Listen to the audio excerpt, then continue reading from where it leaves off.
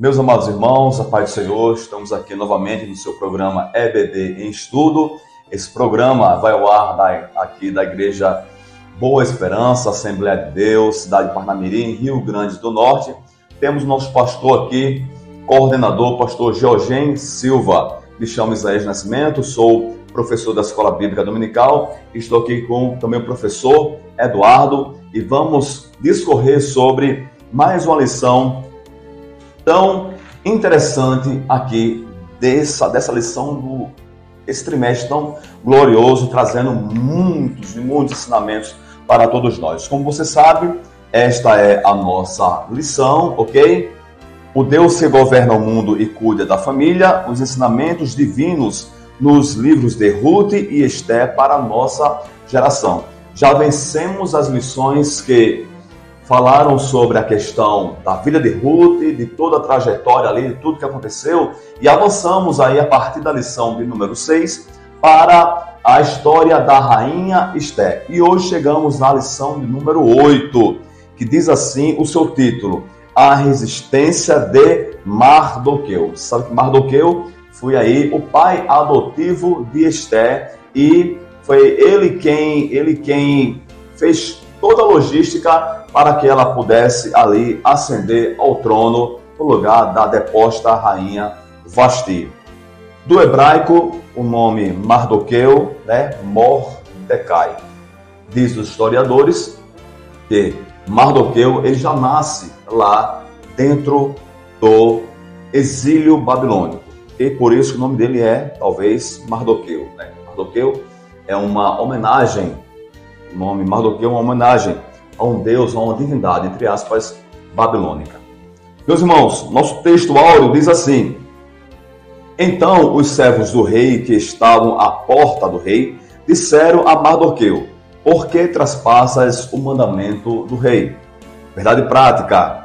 Como cristãos, somos sujeitos a conflitos éticos, morais, e devemos decidir sempre de acordo com a vontade e a orientação divina. Então, nós vamos analisar hoje, ver todo o contexto histórico onde estava inserida a rainha Esther e também a figura de Mardoqueu e qual foram esses conflitos que tanto Mardoqueu como a rainha Esther, como todo o povo judaico que ainda estava lá no exílio, passou naquele momento. E as determinações divinas, as direções de Deus sobre todo esse contexto e, por fim, a vitória que Deus realizou para o povo de Israel. Meus queridos, a nossa leitura bíblica em classe se encontra em 2 capítulos do livro de Esther, capítulo 2 e capítulo 3. Então é necessário, querido professor, que você faça essa leitura na íntegra com a sua classe, para que todos possam conhecer, todos possam analisar o contexto aonde está inserida, onde foi extraída, melhor dizendo, a nossa lição. Meus irmãos, já entrando aqui na nossa introdução, diz assim, vou ler bem rápido para você. A ascensão de Esther ao trono foi celebrada com grande festa. Assuero decretou o feriado e se mostrou generoso, distribuindo presentes aos seus súditos. Você sabe que Assuero era o rei assírio que estava ali, naquele momento, reinando sobre todo aquele império Medo-Persa. Mesmo na condição de rainha, Esther permaneceu obedecendo a Mardoqueu. Não revelou a ninguém que era judia. Isso era uma determinação que o próprio Mardoqueu havia estabelecido para Esther. Quando ela foi participar de todo aquele processo, digamos assim, processo seletivo para ser a nova rainha, ele determinou que Esther não revelasse a sua nacionalidade durante todo aquele processo, ok? Motivo para isso, a Bíblia e as Escrituras não nos revela, ok? Podemos conjecturar alguma coisa, mas assim, extra bíblico. A Bíblia não diz o motivo pelo qual Mardoqueu solicitou para que Esther não revelasse que era judia, não revelasse assim a sua nacionalidade. Havia muito o que acontecer ainda naquela corte, ok? Conspiração, inveja e tramas. A história continua. Então vamos hoje nos debruçar sobre essa lição que vai nos contar essa pequena introdução sobre a história do livro de Esther, especificamente aqui com o nosso personagem Mardoqueu, Eduardo. Amém. A paz do Senhor a todos. Dando continuidade aqui a esta lição, já foi iniciada pelo professor Isaías. Nosso primeiro tópico vai falar: Mardoqueu descobre uma conspiração contra o rei. E o primeiro subtópico vai falar sobre os bastidores do poder. E sabemos que qualquer instituição, toda instituição onde existe uma organização hierárquica, existe também os bastidores, né? Existe o que acontece por trás de toda a organização. Muitas vezes pode surgir, né, sentimentos facciosos, sentimentos que venham atrapalhar a comunhão desta instituição, dessa organização, né? E, infelizmente, isso acontece, isso não é algo que vem de Deus, né? Isso vem de origem maligna e deve ser rejeitado por todo aquele que é cristão. Tiago nos escreve, no capítulo 3, versículo 14 ao 18, que ele diz assim: Mas se tendes amarga inveja e sentimento faccioso em vossos coração, não vos glorieis nem mintais contra a verdade. Essa não é a sabedoria que vem do alto, mas é terrena, animal e diabólica. Porque onde há inveja e espírito faccioso, aí há perturbação e toda obra perversa. Mas a sabedoria que vem do alto é primeiramente pura, depois pacífica, moderada, tratável, cheia de misericórdia e de bons frutos, sem parcialidade e sem hipocrisia. Ora, o fruto da justiça semeia-se na paz para os que exercitam a paz. Então, todo aquele que é cristão deve ter esse entendimento, deve ter esse pensamento no seu coração, né? Jamais compactuar com pensamentos facciosos, né? Com se envolver em discórdias, em intrigas, algo que venha atrapalhar a instituição onde você faz parte, seja no trabalho, seja na igreja, seja na família, onde for. Isso não é uma prática de todo aquele que é cristão. Né? E Mardoqueu, ele presencia uma cena dentro na porta do palácio do rei, né? Ali onde ele trabalhava, e ele vê que dois guardas estão planejando um atentado contra a vida do rei. E ali é feita uma investigação, né? O Mardoqueu, ele conta para a rainha Esther, né, que, como o nosso irmão Isaías falou, foi criada por Mardoqueu, né, mas na verdade ela era seu primo, mas ele também foi o seu pai de criação, né, podemos dizer assim. E a rainha Esther ouviu atentamente aquilo que Mardoqueu falou e acreditou em Mardoqueu, levou a informação ao rei e assim fizeram as investigações e constataram que aquela informação era verídica. E assim eles puderam tomar uma atitude contra aqueles dois guardas, né, que se chamavam Bigtan e Teres. Então, o que nós podemos aprender neste tópico é que todo cristão ele não deve estar envolvido com esse tipo de sentimento, onde haja divisão, onde haja intriga, onde haja inveja. Nós não podemos estar envolvidos nesse tipo de situação, seja aonde for. E também podemos aprender com a rainha Esther o que ela passou diante dessa situação, mostrando uma grande humildade e não se envaideceu, mesmo diante de uma posição bastante elevada, que era de rainha, né? Mas soube ouvir atentamente aquilo que Mardoqueu passou para ela e assim ela poder passar essa informação para o rei a ponto de salvar a vida do rei. É verdade, graças a Deus por isso, né? Rainha Esther, mais um grande exemplo de uma grande serva de Deus. Meus queridos, e vamos aqui no nosso segundo subtópico desse primeiro tópico, estamos vendo, né? Mardoqueu descobre uma conspiração contra o rei. O nosso professor Eduardo já iniciou falando sobre toda essa conspiração, quem foram os conspiradores contra o rei. E aqui agora, no segundo subtópico, vamos falar sobre a investigação.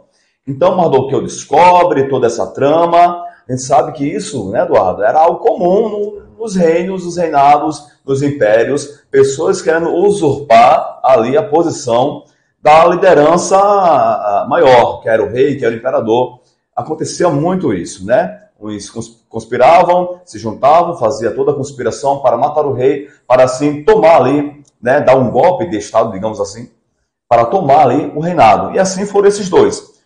Mardoqueu sabe da situação, passa para Esté, Esté eticamente vai até ao rei e declara tudo aquilo. Agora, o detalhe, meus queridos, de toda essa investigação é que o rei Eduardo poderia ter se precipitado, porque foi uma fonte, não falo segura, mas seguríssima. Era a rainha falando para ele numa situação.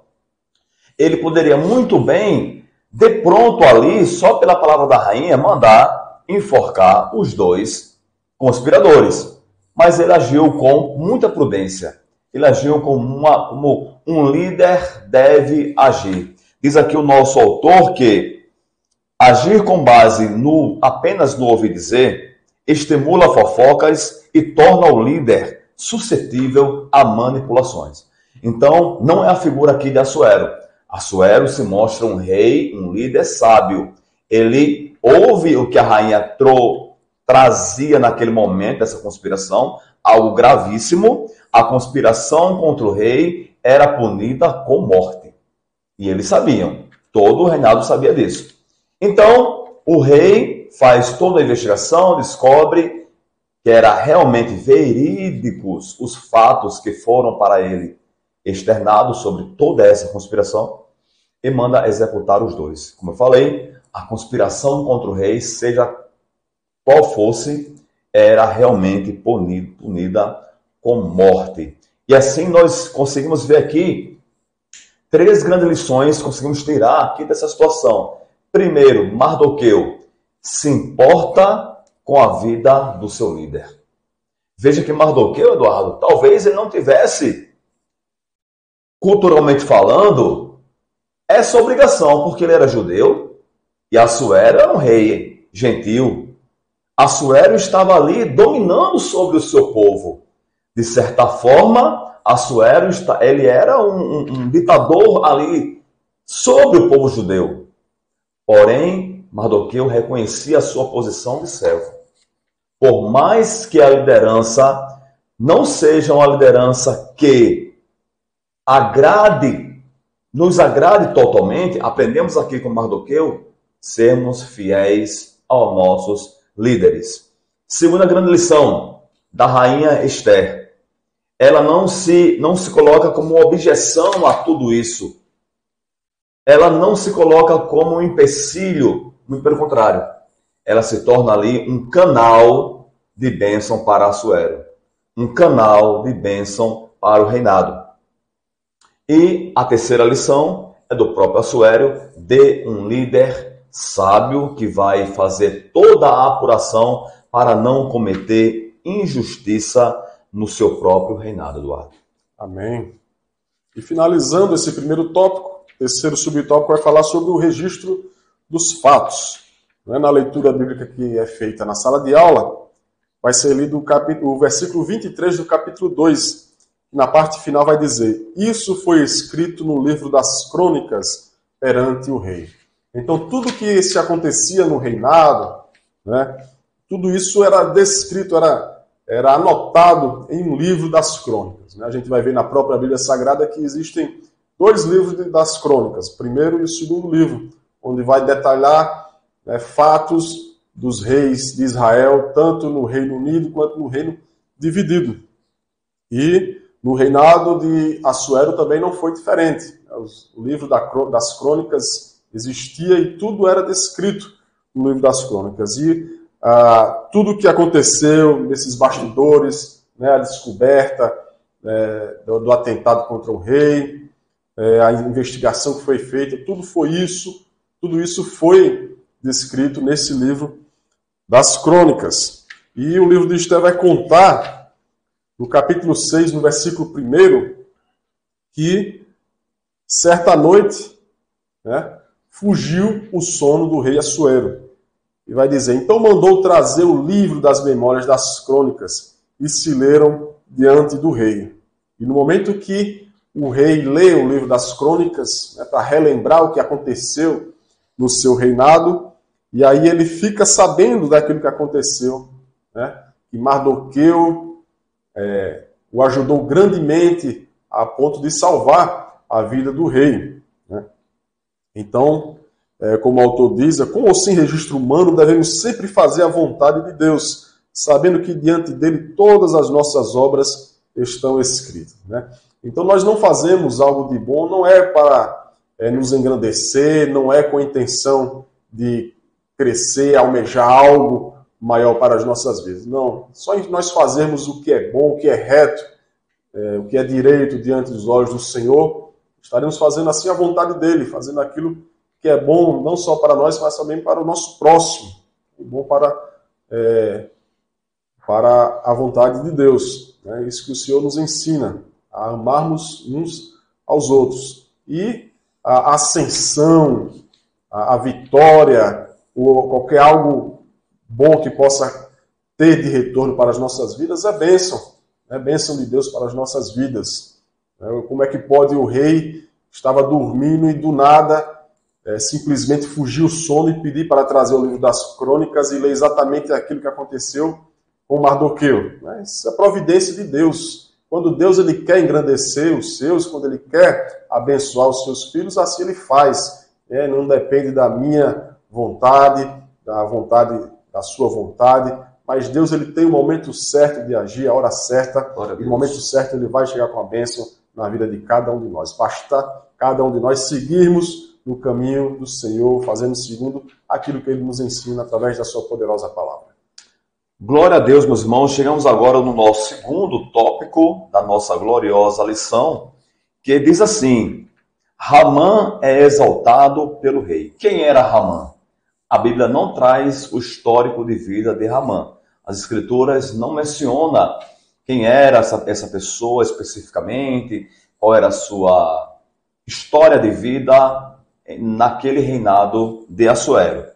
A Bíblia nos mostra que Ramã, ele já entra nesse contexto histórico, já de maneira exaltada. O rei coloca ele como fosse o príncipe dos príncipes.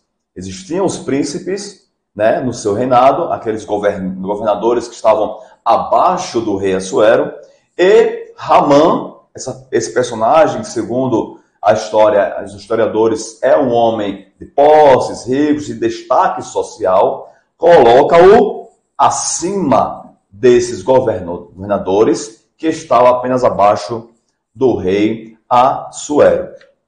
Ramã, segundo o historiador Flávio Joséfo, ele é da genealogia do rei, de um rei amalequita, e os amalequitas eram historicamente inimigos ferrenhos do povo israelita. Ramã era descendente de Agag. Agag foi um rei amalequita que, inclusive, foi morto pelo profeta Samuel.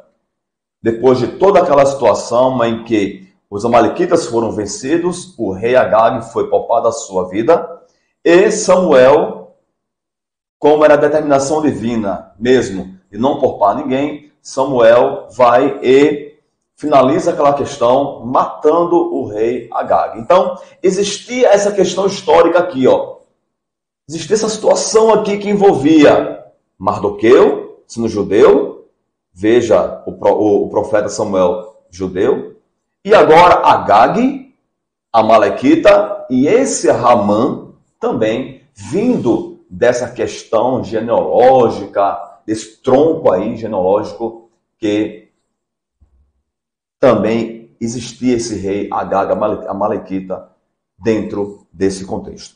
Então, ele era um gagita, certo? O Ramã, esse gagita, esse termo gagita, agagita, era ligado totalmente a esse rei Agag que já citamos aqui, dessa situação, como falamos hoje, essa treta que existia entre os amalequitas e os israelitas. E isso aí, entendemos que teve desdobramento até mesmo dentro dessa situação aqui no contexto da história da rainha Esther e também de Mardoqueu. Amém. O segundo subtópico vai falar um herói aparentemente esquecido. E vai dizer que o texto não nos informa o motivo da exaltação de Amã. né? Já entra aqui o capítulo 3 do livro de Esther, falando que depois dessas coisas, né, se refere aos acontecimentos que se passaram, a descoberta dos traidores do rei, Mardoqueu livra o rei, né? E o livro de Esther começa no capítulo 3 assim, falando que depois dessas coisas o rei Assuero engrandeceu a Amã, ou Amã, né? Preferi falar, filho da meia-data, Agagita, e o exaltou, e pôs o seu lugar acima de todos os príncipes que estavam com ele. Assim como o nosso professor Isaías já falou. E como a gente falou aqui, a Bíblia não relata qual foi o motivo dessa exaltação de Amã. E a gente vê Amã sendo exaltado ao ponto que Mardoqueu é esquecido. Né? Mardoqueu, ele fez aquilo que a gente já falou aqui, livrou a vida do rei Assuero, né? Mas ele não teve devidamente uma exaltação assim como teve Amã até este momento. Né? E aí, o texto, o nosso autor vai dizer que nós precisamos ter sabedoria e prudência para enfrentarmos a aparente injustiça em nossas vidas. Como eu já falei aqui também, as coisas podem acontecer na nossa vida, mas muitas vezes é um plano de Deus, é um projeto de Deus para as nossas vidas.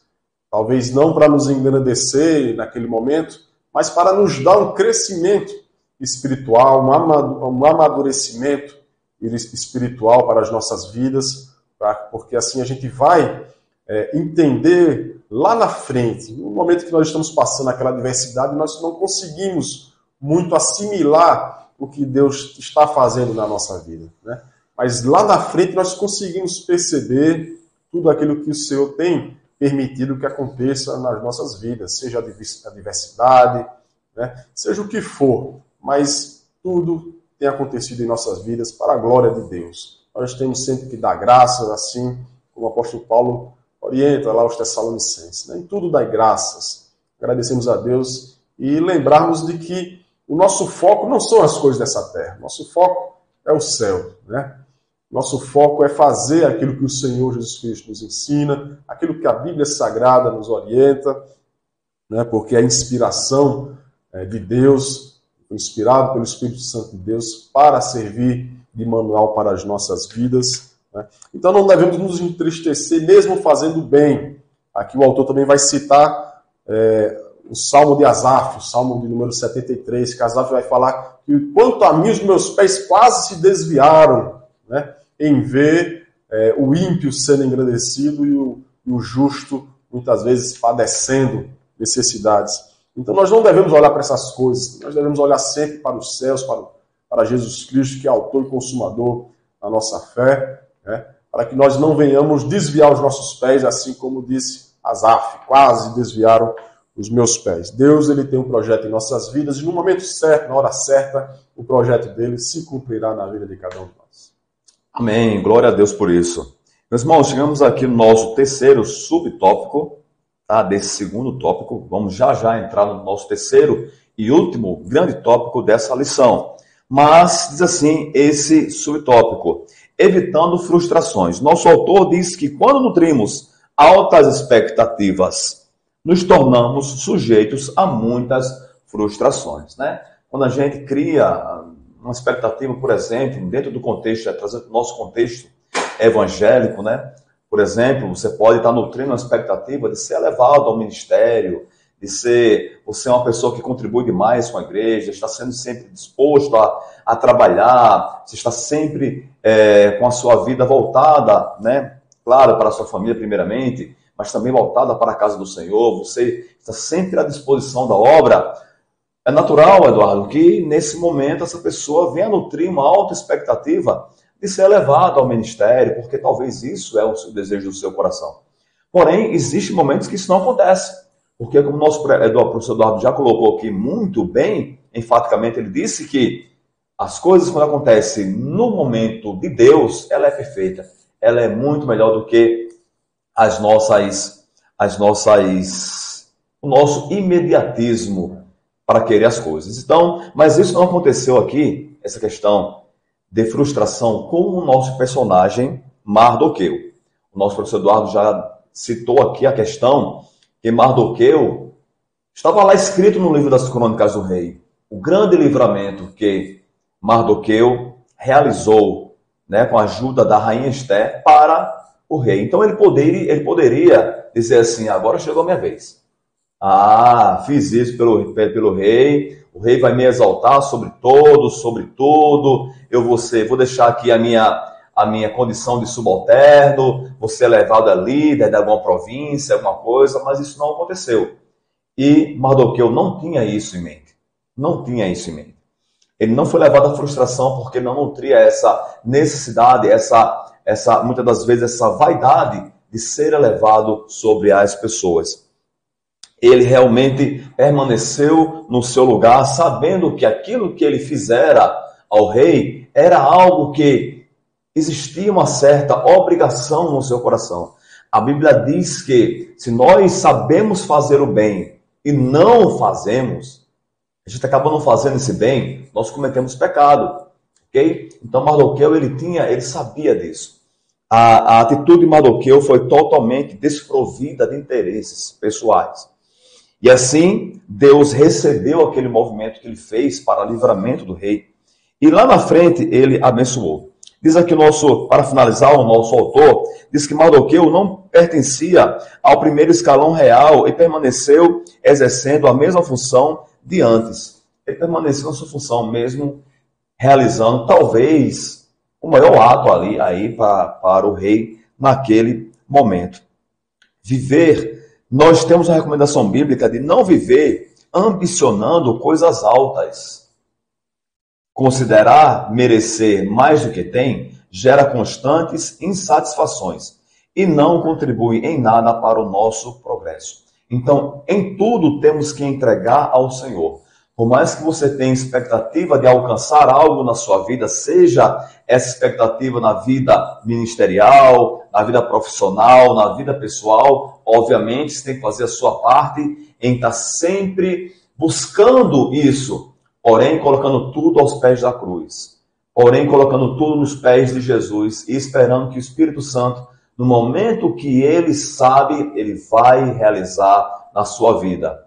E isso não vai lhe gerar ansiedade, muito menos frustrações, Eduardo. Amém. Dando entrada agora no terceiro e último tópico, fala a resistência de Mardoqueu e o ódio de Amã. Primeiro subtópico, reverenciado por todos. A gente vai ver que a partir do capítulo 3, quando Amã é exaltado, o Amã, no versículo de número 2 vai dizer: e todos os servos do rei que estavam à porta do rei se inclinavam e se prostravam perante Amã, porque assim tinha ordenado o rei acerca dele. Porém, Mardoqueu não se inclinava nem se prostrava. Então, ele era reverenciado por todos, menos por Mardoqueu, né? E aí, a história não vai dizer, né, no livro de Esther, que é o último livro histórico, né? Mas não vai dizer qual foi o motivo exatamente porque Amã não se curvava, porque Mardoqueu não se curvava perante Amã. Mas existem algumas opiniões, né, distintas quanto a esses motivos que levaram a Mardoqueu a não se prostrar diante de Amã. De acordo com a Bíblia de Estudo Pentecostal, Mardoqueu recusou-se a inclinar diante de Amã por lealdade a Deus. Tudo indica que a homenagem prestada a Amã pelos servos do rei e por outros ou era imerecida ou conflitava com atos religiosos que os judeus reservaram exclusivamente à adoração a Deus. Nós vamos ver isso acontecer pouco tempo antes, né, da história da rainha Esther, de Mardoqueu, voltando aí para o período babilônico, onde Sadraque, Mesaque e Abednego se recusaram a se prostrar diante da estátua. E naquele momento eles foram condenados a serem jogados na fornalha ardente. Então aí também já é mais um motivo que possa ser, né, que possa ter a motivação de Mardoqueu também não se prostrar diante de Amã. E quando Mardoqueu era questionado a respeito disso, por outros guardas, né, por outros servos do rei, e ele falava que era porque ele era judeu. E assim nós vamos ver que Amã ele era um homem reverenciado, mas havia esse conflito aí direto com Mardoqueu, que era judeu. A história também não vai dizer se existiam outros judeus ali que trabalhavam juntamente com Mardoqueu, mas vai contar que todos se prostravam. Né? No momento lá em Daniel, de Sadraque, Mesaque e Abednego, muitos judeus se prostravam diante da estátua, mas eles três resolveram não se prostrar. Né? Como vai falar lá em Daniel 1:8, eles resolveram não se contaminar com as coisas da Babilônia. Glória a Deus, meus irmãos. E aqui, já vendo a condição de judeu, no segundo subtópico da lição, vamos falar sobre a condição de judeu. Né? Como já nosso professor Eduardo já adiantou aqui a situação de Mardoqueu, ele era realmente judeu, certo? E o judeu ele não se prostra diante de ninguém para a adoração, para reverenciar ninguém, no sentido de adorá-lo, porque ele só faz isso para o Deus de Israel. E a sugestão, não vamos encontrar, como o Eduardo também já colocou aqui, essa convicção bíblica textual, que foi esse motivo, mas a sugestão em ele falar assim, eu sou judeu. Então isso denota, ok? Que ele se posicionou dessa forma firme e forte, quando foi questionado pelos outros companheiros o porquê que ele não se curvava diante aí de Ramã. Vale lembrar que, por que Ramã era reverenciado? Porque existia um costume das civilizações antigas, de que quando alguém era elevado a alguma posição, mesmo de grandeza ao reinado, esse homem era colocado em cima do cavalo real e levado ali para que todos do reinado o reverenciassem naquele momento. Nesse contexto, nesse exato momento aqui, Ramã é essa pessoa.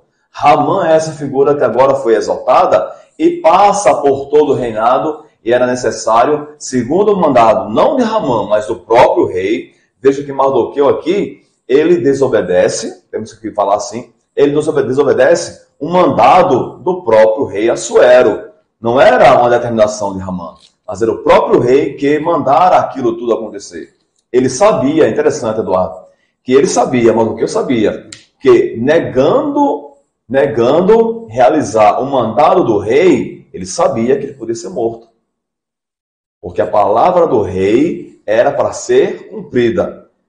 Mardoqueu sabia que por mais que negasse, como o nosso professor aqui colocou, tal como Daniel, tal como Sadraque, Mesaque e Abednego, que foram lançados ali, Daniel na cova dos leões, e Sadraque, Mesaque e Abednego dentro da fornalha, Mardoqueu também sabia que estava correndo risco de morte, por não obedecer. Mas mesmo assim, para ser fiel ao seu Deus, à sua cultura, à sua religião, ele não se curvou. Porém, como em todos os lugares existem os fofoqueiros, né? Aquelas pessoas que não se aguentam, não aguentam com a língua dentro os dentes, foram falar para Ramã que existia ali um judeu que não se curvava diante deles. E o ódio de Ramã se acende, não só contra Mardoqueu, mas contra todo o povo judeu que ali estava dentro do reinado. Aqui a gente vê esse paralelo histórico entre o que aconteceu outrora com o rei Agag e Samuel e toda a história, culminando aqui, pensamos nós, nesse ódio que especificamente ele teve, não só de Mardoqueu, mas de todo o povo. Porque imagine, a questão foi ali exclusiva de Mardoqueu, não foi todo o povo. Como o nosso professor colocou aqui, talvez tivesse judeus ali que se prostraram diante ali dele. Porém, ele disse, ele queria matar, exterminar, né? Veja que isso não aconteceu só lá com Hitler, não, tal, queria exterminar os judeus, já é de uma longa data. Ó. Ele queria mesmo exterminar toda a raça judaica ali, e talvez ele usou esse pretexto, né, para realizar toda aquela situação, Eduardo. Bem, e o terceiro subtópico vai dar mais ênfase, né, nesse contexto dessa briga entre Amã e Mardoqueu. e depois se torna uma briga entre Amã contra todo o povo de Israel, todo o povo judeu, né?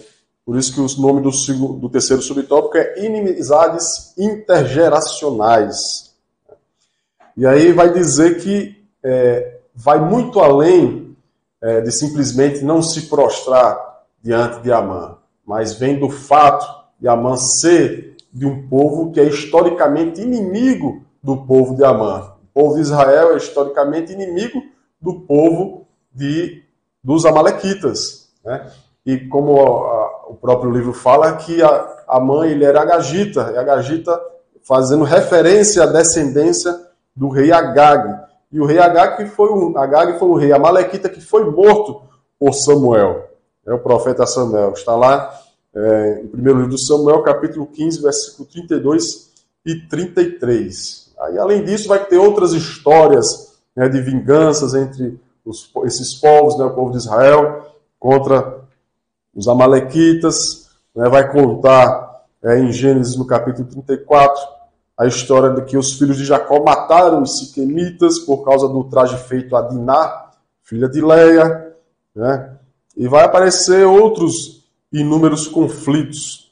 Então é uma briga que não vem simplesmente do ato de não se curvar, mas é algo histórico, algo que atravessou gerações, né, o povo de Israel sempre sendo abençoado por Deus. O inimigo ele sabia que o povo de Israel foi o povo escolhido por Deus através de Abraão para que através desse povo fosse abençoada todas as nações da terra. Através de Abraão fossem benditas todas as nações da terra. E o inimigo ele sempre procurou alguma estratégia de fazer com que o povo de Israel ele fosse eliminado da face da terra. Na Bíblia Sagrada vamos ver várias vezes, vários momentos, isso tentando ser feito, né? O inimigo levantando pessoas, levantando reinos para destruir o povo de Israel. E isso se perdura até os dias de hoje. Muitas nações inimigas, né, sem motivo aparente, contra Israel e planejam destruir Israel. Foi assim durante a Segunda Guerra Mundial, né? Foi assim e tem sido até os dias de hoje. Nações se levantando, nação sobre nação, para destruir o povo que foi escolhido por Deus. Não é à toa que essas nações são declaradas inimigas de Israel, porque elas querem que o povo de Deus, o povo que foi escolhido por Deus, seja extirpado da face da terra. Então, finalizando esse subtópico, né, não é algo somente daquele momento, mas algo que já vinha historicamente acontecendo, uma inimizade aí, gerações entre esses dois povos. E será assim até a volta de Jesus, verdade, né? Chegada do anticristo e tudo mais, aquela questão escatológica, né, que não cabe agora aqui nesse momento, essa lição histórica que falamos sobre Esther. Amém? Meus irmãos, chegamos ao fim de mais uma lição. Pedimos que você que gostou desse conteúdo, gosta desse conteúdo, você possa curtir, você possa compartilhar com os seus amigos, com todos aqueles que amam aprender a palavra de Deus e estão vibrando aqui com a história dessas grandes mulheres de Deus, que foi Ruth e que agora é Esther. Eu vou ler para você apenas a conclusão aqui do nosso autor, ok? Mas pedimos a você que você realmente engaje esse canal, tá? Engaje esse canal. Qual o fim disso aqui? Propagar a palavra de Deus, né, Eduardo? Para a glória de Jesus. Diz assim nossa conclusão. Uma das aplicações práticas da inteligência espiritual é não nos deixar iludir com a natureza humana. Está lá, Colossenses 1 e 9, Jeremias 7 e 5. Embora não devamos viver desconfiando de tudo e de todos, né? Porque assim ninguém vai conseguir viver, certo? Também não podemos deixar de ser prudentes e ignorar a malignidade do coração humano. Temos que ser realmente prudentes como as serpentes, ok?